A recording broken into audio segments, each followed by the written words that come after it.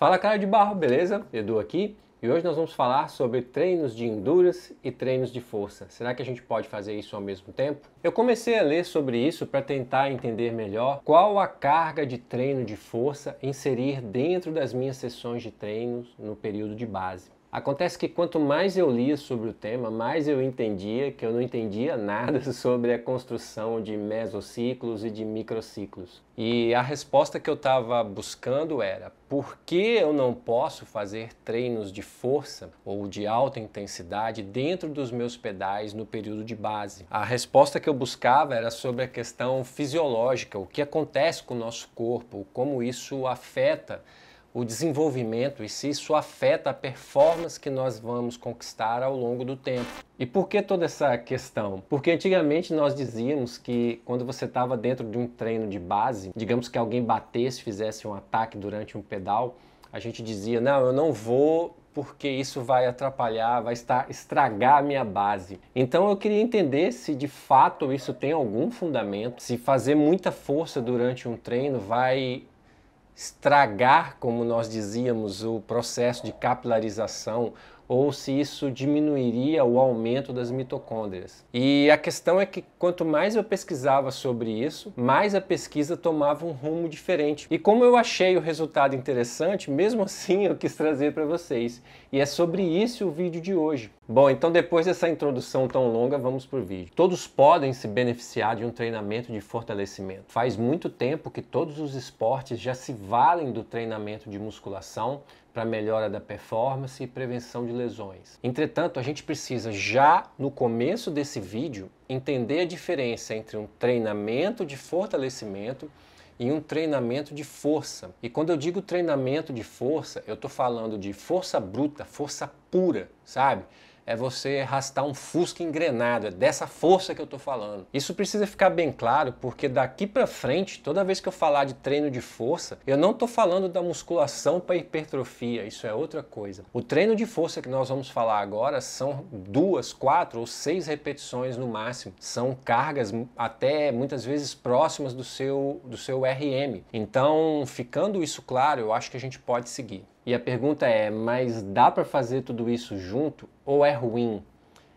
Melhor dizendo, é ineficiente? A verdade é que o treinamento de endurance no ciclismo ele é muito específico. Ao mesmo tempo que o treinamento de força também é muito benéfico para todo ciclista, seja para provas ou mesmo para passeios. É importante dizer que os treinamentos de fortalecimento são importantes para o ciclista durante o ano inteiro. Não só para evitar lesões, como também para manutenção da força. E isso é independente da sua idade. E os treinos de força normalmente são incluídos na rotina de treino dos atletas pelos treinadores no início da temporada. À medida que a temporada vai avançando, o treinamento de força começa a migrar para um treinamento de potência e esse treinamento de potência geralmente começa a migrar para um treino de fortalecimento ou um treino de manutenção da força. Esse assunto é muito legal e eu acho que por si só ele renderia um vídeo exclusivo, mas vamos avançando. Então é verdade que treinar força durante o período de treinamento de base eu acabo estragando esse ciclo de treinamentos? E a resposta é não, não estraga e sim estraga. Para essa coisa toda começar a ficar mais clara, a gente vai precisar entender primeiro o que os treinadores chamam de efeito de interferência. E o que é efeito de interferência? Para a gente entender isso, a gente precisa falar antes de algumas coisas. O treinamento de força ou de endurance inicia uma série de reações e sinais dentro do nosso organismo. E esses sinais são muito mais sutis e relevantes do que o que nós leigos podemos imaginar. Por exemplo, quando nós estamos fazendo o treino de endurance, nós ativamos uma via de adaptação e é a proteína quinase ativada por monosfosfato de adenosina, que daqui para frente nós vamos chamar de AMPK. Então, o estresse metabólico causado pelo treinamento de endurance ativa a AMPK, que vai sinalizar para o nosso corpo que ele precisa aumentar a produção de mitocôndrias. Então, falando mais bonito, ele vai aumentar a síntese de proteínas mitocondriais. Inclusive, tem vídeo sobre isso no canal. Esse vídeo está quase chegando a 1 milhão de views. Eu vou deixar ele aqui no card. Quando terminar esse aqui, você assiste. Dá essa força aí pra gente. Então, nesse caso, é dessa resposta que a gente precisa do organismo para melhorar o nosso endurance. Já nos treinos de força de academia, seja ele para hipertrofia ou seja um powerlift, um treino de força pura, nós estamos estimulando a síntese de proteínas miofibrilares. E a via utilizada para isso é a mTOR. Então presta atenção agora, senão vai ficar confuso e a gente vai perder o fio da meada. Quando nós fazemos treinamento de endurance ou aeróbico, nós enviamos para o nosso corpo sinais para que ele aumente a síntese de proteínas miofibrilares contráteis, igual no treinamento de força. Porém, no treinamento de endurance, nós também enviamos sinais para que ele aumente a síntese proteica mitocondriais. E nesse caso, no treinamento de endurance, apesar dos dois produzirem síntese de proteínas miofibrilares, a proteína dominante, o estímulo dominante, se é que a gente pode dizer assim, é a síntese de proteínas mitocondriais. Então agora a gente vai conseguir entender o efeito de interferência. Existem estudos, e vários estudos, que sugerem que o mTOR interfere no AMPK. E o contrário também é verdade. O AMPK também interfere na síntese de mTOR. Ou seja, o aumento da ativação de mTOR interfere na ativação do AMPK e vice-versa. Então, quando a gente treina endurance e força dentro da mesma sessão de treinamento, isso anula o ganho máximo entre elas. Não é que você não ganhe performance. O que eu quero dizer é que você anula o ganho máximo, o potencial máximo. Então foi lendo sobre isso que ficou muito claro para mim essa distinção de estímulos dentro de um treino de base. Mas você pode pensar nisso também dentro de um macrociclo, de um mesociclo, dentro de qualquer período do ano do seu treinamento. E à medida que eu ia lendo sobre isso, essa parte ia ficando clara para mim. Acontece que foi surgindo uma outra dúvida.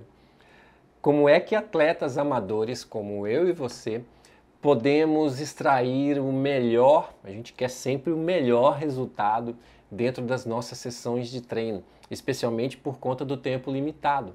Não dá para perder tempo em treinamento que não vai gerar frutos. E a resposta se parece muito, e é óbvio que ela iria se parecer, com o que nós discutimos naquele meu vídeo sobre treinamento de base. E isso não tinha muito como fugir.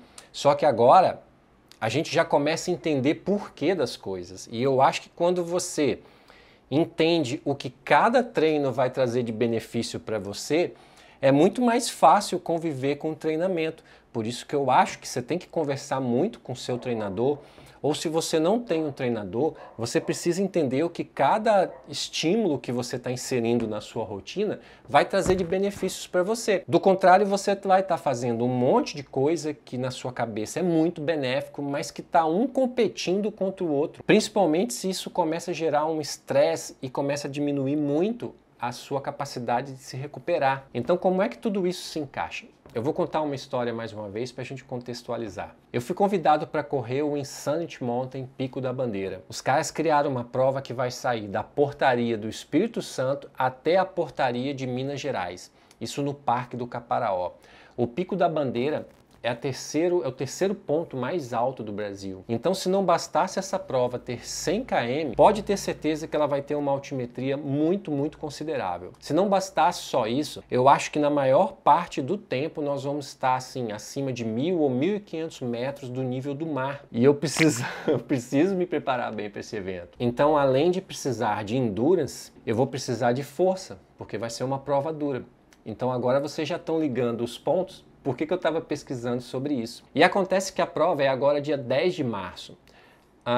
Eu vou deixar o link aqui, caso você queira mais informações, ou se você quiser fazer a inscrição, nós vamos estar lá e a gente vai se encontrar nesse evento que vai ser bacana demais. Dentre esses artigos que eu li, um deles é uma meta-análise que traz resultados bem interessantes.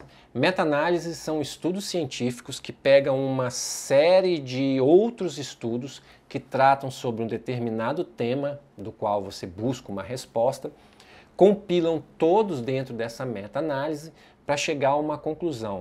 Meta-análises são bem legais porque exatamente eles conseguem pegar vários estudos sobre um tema e confrontar as informações. Eu gosto bastante de meta-análise, apesar de elas não serem tão comuns no nosso meio de ciclismo. Então essa meta-análise mostrou para mim que é possível você ganhar força e aumentar o endurance. Acontece que o tempo necessário para isso é muito, muito longo. E na verdade, a tendência, eu vou mostrar um gráfico de floresta para vocês, a tendência é que ao longo do tempo, você tenha privilégio na questão de força, ganho de força.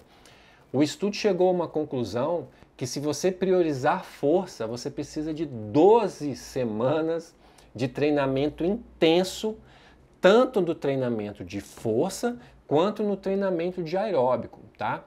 Se você vai priorizar o treinamento de endurance, o treinamento de resistência, você precisa de 21 semanas fazendo treinos intensos de força e de endurance. E muitas vezes fazendo endurance de manhã e a sessão de treino de força à tarde. E olha aqui, os resultados mostraram efeitos positivos moderados no aumento da força muscular e da potência, e um pequeno efeito na resistência cardiorrespiratória, sem efeitos significativos no equilíbrio. Quando você olha o gráfico de Floresta, você vê claramente que a junção de todos os artigos pende sempre para o treinamento de força. Existe uma discussão entre professores, de educação física e treinadores, de que o ciclismo não é um esporte de resistência, e sim um esporte de força. Eu confesso que eu gosto mais dessa teoria de que o ciclismo é um esporte de força e de potência. Mas, novamente, isso cabe em um outro vídeo, tá? Precisa explicar um contexto. A maioria vai dizer que o ciclismo é um esporte de resistência. Sim, não, eu acho que não. Mas vamos lá. O ciclismo competitivo, tá? Deixa claro. Um outro estudo que eu encontrei investigou a influência da ordem do treinamento de resistência de alta intensidade, ou seja, se é melhor você fazer primeiro o treinamento de força e depois o de endurance, ou se é melhor você fazer o de endurance e depois o de força. Eles avaliaram isso em atletas e não houve diferença significativa entre os grupos em relação aos exercícios, mas ambos os grupos de treinamento concorrente mostraram melhorias menores em comparação com o grupo de treinamento de circuito isolado, em vários testes de força e potência. Isso significa que as pessoas que treinaram especificamente para força ou que treinaram especificamente para endurance tiveram resultados melhores do que aquele grupo que combinou os treinos de força e de endurance, independente de colocar força de manhã e endurance à tarde, ou colocar endurance de manhã e força à tarde, ou colocar sessões de treinamento junto. Mais uma vez, quem é partidário da especificidade parece que tem razão. Um outro estudo fez um teste parecido.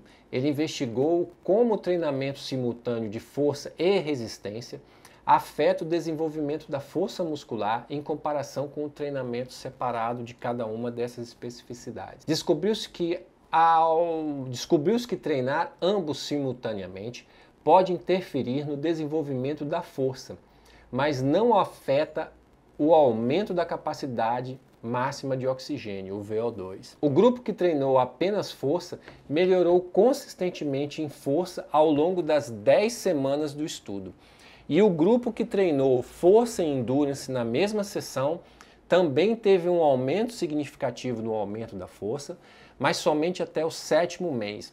O 8º, o 9º e o 10º notou-se uma estagnação. Então, para terminar essa parte dos estudos, e eu acho importante eu trazer isso para vocês, exatamente para vocês verem que eu não estou tirando isso das vozes da minha cabeça. Esse estudo que está aparecendo na tela agora investigou os mecanismos de sinalização das proteínas AMPK e mTOR após exercício de força versus resistência em indivíduos acostumados com treinamento. Isso é importante. Descobriu-se que os exercícios de força ativavam preferencialmente a sinalização mTOR, associada a um crescimento muscular, enquanto a sinalização AMPK relacionada à resistência não mostrou especificidade clara para o tipo de exercício. Isso sugere que pessoas habituadas ao treinamento, diferentes tipos de exercícios podem preferencialmente ativar vias de sinalização celulares distintas. Significa que se você está acostumado com o treinamento, você consegue separar isso de forma melhor. Então está bem claro para a gente que não é uma boa ideia fazer um treino de força e um de endurance dentro da mesma sessão de treinamento. E qual a alternativa para isso então? Uma alternativa seria você fazer 2 treinos por dia. Se você puder, e eu acho que não se aplica para a maioria de nós, atletas amadores que precisam trabalhar, que tem outras, que não tem uma dedicação exclusiva ao treinamento, seria interessante você fazer um treino pela manhã e um treino à tarde. Em todos os casos que eu vi, seja você atleta de corrida ou de ciclismo, foque no seu esporte. Então você vai fazer ciclismo de manhã ou corrida de manhã e vai malhar à tarde, vai fazer seu treino de força à tarde. Um desses estudos aqui diz que 3 horas após o treino de endurance, a sinalização de AMPK deixa de interferir na sinalização de mTOR. Então o seu treino de força teria ali um resultado de bom para excelente após 3 horas do treino de endurance. Aparentemente, quando você faz o treino de força, não é aconselhável para o atleta amador, para nós, que nós pegamos pesado num treino de endurance à tarde.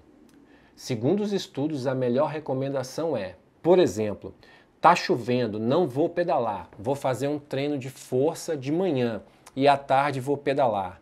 Aparentemente, a melhor coisa que você pode fazer é, vou malhar, não vou pedalar, vou descansar, porque ao descansar do seu treino de força, amanhã você vai ter um resultado melhor, um ganho melhor no seu treino de endurance do que se você fizesse ele ao mesmo dia. Só faça no mesmo dia se você puder fazer o seu específico, seja correr ou pedalar, e depois malhar. Se você malhar de manhã e o seu objetivo é pedalar ou correr, só malhe. Se você malhar pesado mesmo, não é treino fofo não, não é treino de hipertrofia não, é treino de força. Pergunta a diferença para um professor de educação física, ele vai te explicar melhor que eu. Treino de força você sai trocando as pernas. Nós estamos falando de agachamento, de leg press, de levantamento terra. Cara, você não aguenta não. Treino bem feito você não aguenta não.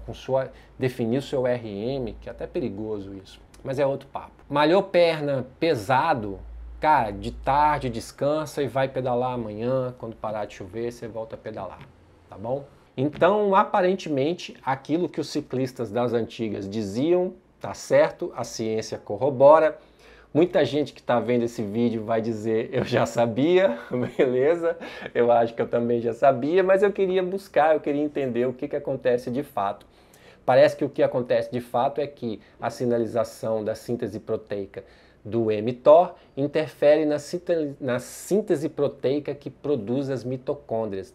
Mitocôndrias são as usinas de energia do nosso corpo, responsáveis, por exemplo, e é o único lugar do nosso corpo em que acontece a oxidação da gordura, onde você transforma o glicogênio ou a glicose? Glicogênio em ATP, ou onde você oxida a gordura para criar energia.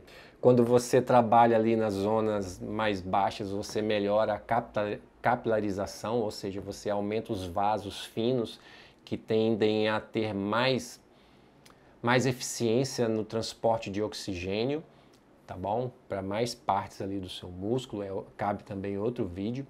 E nesse período de treinamento você aumenta a sua produção de mitocôndrias. E acho que é por isso que eu gosto tanto de ler sobre isso e eu fico feliz quando eu trago um conteúdo assim e vocês curtem. E a conclusão é isso, cara. Eu acho que a especificidade mais uma vez vem à tona, né?